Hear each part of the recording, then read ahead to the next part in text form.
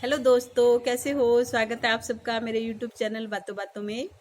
तो फ्रेंड्स, आज बातों बातों में हम ऐसी बात करेंगे जिससे हमें यकीन आ जाएगा कि ईश्वर ही हमको देने वाला है, ईश्वर ही हमारा भला करने वाला है, ईश्वर ही हमारी लाइफ की रक्षा करने वाला है। मीन्स अगर मांगना है तो ईश्वर से मांगो।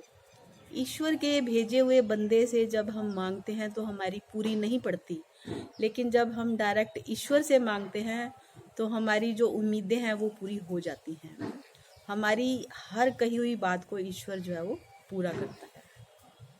तो दोस्तों, अपने बात को समझाने के लिए मैं लेती हूँ एक छोटी सी कहानी का सहारा। तो उम्मीद करती हूँ कि आपको ये कहानी सुनकर भी मज़ा आएगा और मेरी बात भी समझ आ जाएगी कि ईश्वर ही सर्वोपरि है, कि हमें इंसानों से ना मांगकर ईश्वर से ही अपनी अरदास करनी चाहिए। तो कहानी शुरू होती है दोस्तों। एक मंदिर के बाहर दो भिखारी बैठे होते थे, एक दाईं तरफ एक बाईं तरफ। तो एक सेठ जो है वो रोज जो है मंदिर में दर्शन करने के लिए आता था। तो एक भिखारी कहता था, हे ईश्वर, तूने इस सेठ को दिया है, मुझे भी दे। एक भिखारी कहता था कि हे ईश्वर, तूने इस सेठ को बहुत कुछ दिया है, मुझे भी दे।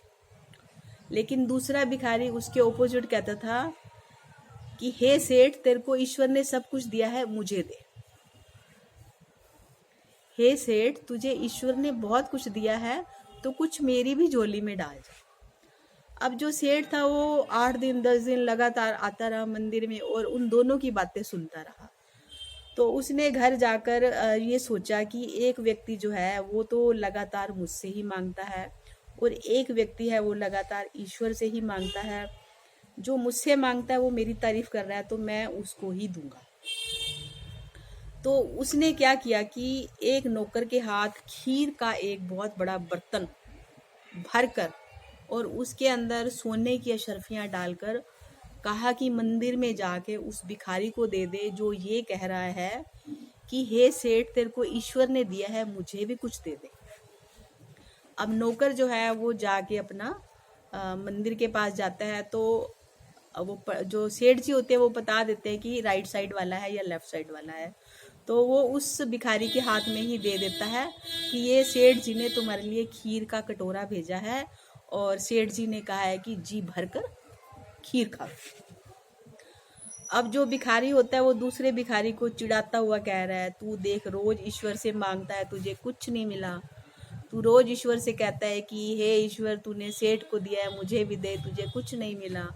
मैंने कल सेठ जी को कहा कि हे सेठ जी, तुम्हें ईश्वर ने दिया है, तुम मुझे भी दे दो। तो देखो, सेठ ने मेरे लिए खीर का जो है बहुत बड़ा डोंगा भर के भेजा है। तो जो भिखारी कहता है कि ईश्वर अगर सेठ जी को देता है तो वो मुझे भी देगा। मीन्स उसकी आस्था टूटती नहीं है, वो अब भी उसके मन में विश्वास होता है कि देने वाला ईश्वर ही है। अब जो दूसरा भिखारी होता है वो अपना खीर खा रहा होता है, मजे ले लेके खा रहा होता है और दूसरे को चिढ़ाए जा रहा होता है, देख, तू सेठ से मांगता तो आज तेरे हाथ में भी जो है खीर का बर्तन होता है, लेकिन तूने तो सेठ से मांगा नहीं, तू तो ईश्वर से मांग रहा है। लेकिन वो चुप करके उसकी बात सुनता रहता है। अब बहुत ज़्यादा खीर थी तो उसने अभी आधी ही खीर खाई होगी, उसका पेट भर गया। उसके बाद उसने वो खीर का जो भगोना होता है या डोंगा होता है वो दूसरे भिखारी को दे देता है। कहता है, ले, सेठ ने मेरा भी पेट भरा है और यही सेठ जो है तेरा भी पेट भरेगा, तू जी भर के खीर खा। वो भिखारी खीर ले लेता है और खीर खाने लग जाता है। थोड़ी सी खीर खाता है, वो खीर को अपने घर लेके चला जाता है। अब अगले दिन सेठ जब मंदिर के लिए रवाना होता है तो वो सोचता है कि अब जो वो भिखारी है वो मुझे नजर नहीं आएगा। क्यों? क्योंकि मैंने खीर के अंदर इतनी अशर्फियां डाल के भेजी थी कि अब उसको भीख मांगने की जरूरत नहीं पड़ेगी। तो जैसे ही सेठ मंदिर में पहुंचा, देखकर दंग रह गया कि जिसके लिए उसने खीर का डोंगा भिजवाया था वो तो भिखारी बैठा हुआ है और दूसरा जो भिखारी है वो गायब है। तो सेठ जी को एकदम से अचंभा हुआ कि ये कैसे हो सकता है।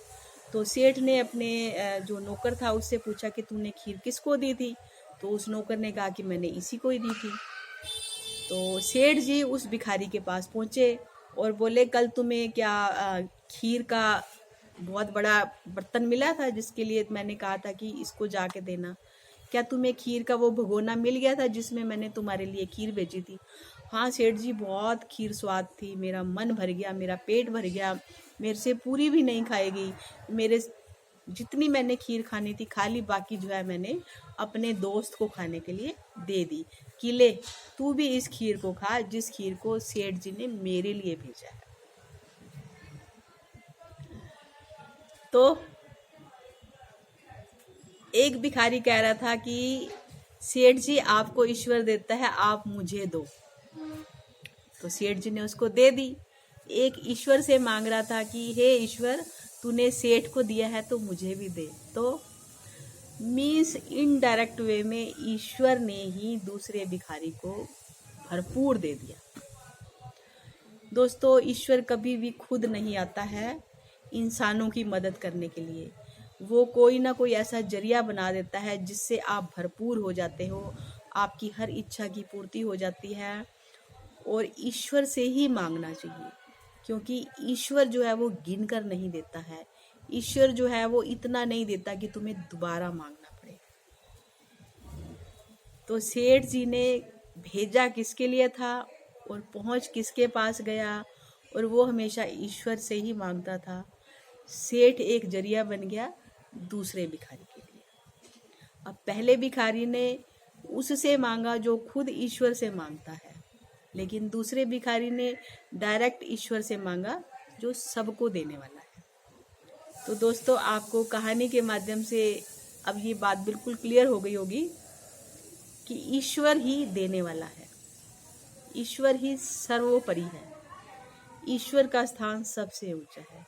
मांगना है तो उस ईश्वर से मांगिए। ईश्वर के बनाए हुए बंदे आपके पास मदद करने के लिए अवश्य पहुंचे।